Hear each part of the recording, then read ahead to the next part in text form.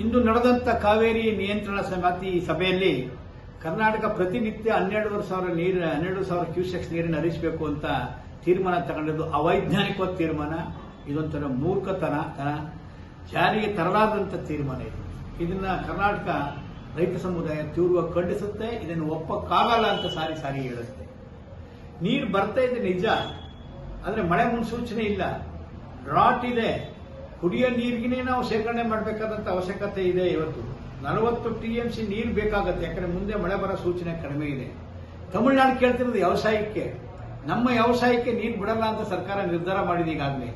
ಮುಂದೆ ಆಲೋಚನೆ ಮಾಡ್ತೀವಿ ಮಳೆ ನೋಡ್ಕೊಂಡು ಅಂತ ಹೇಳಿದೆ. ಬೆಳೆ ಹಾಕ್ಬೇಡಿ ಅಂತ ಕೂಡ ಹೇಳ್ತಾ ಇದೆ. ನಾವು ವ್ಯವಸಾಯಕ್ಕೆ ನೀರನ್ನು ಉಳಿಸಕ್ಕೆ ಕರ್ನಾಟಕದಲ್ಲಿ ಕೇಳ್ತಿಲ್ಲ. ಕುಡಿಯಕ್ಕೆ ನೀರು ಜನಕ್ಕೆ, ಜಾನುವಾರಿಗೆ, ಜಲಚರಗಳಿಗೆ, ವೈಲ್ಡ್ ಲೈಫ್ಗೆ ನಾವು ನೀರನ್ನ ಕಾಯ್ದಿರಿಸಲೇಬೇಕಾಗಿದೆ. ಈ ಕಾರಣ ಕರ್ನಾಟಕ ಸರ್ಕಾರ ಇದನ್ನ ತಿರಸ್ಕರಿಸಬೇಕು. ಮೊನ್ನೆ ಹೋದ ನಡೆದಂತ ಸಭೆಯಲ್ಲಿ ಎಲ್ಲ ಪಕ್ಷಗಳು ಒಗ್ಗಟ್ಟಿನ ತೀರ್ಮಾನವನ್ನು ತಗೊಂಡಿದ್ದಾವೆ.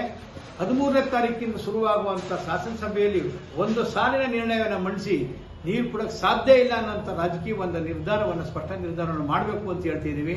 ಸರ್ಕಾರ ರೈತರ ಹಿತರಕ್ಷಣೆಯನ್ನು ಕಾಪಾಡ್ಕೋಬೇಕು.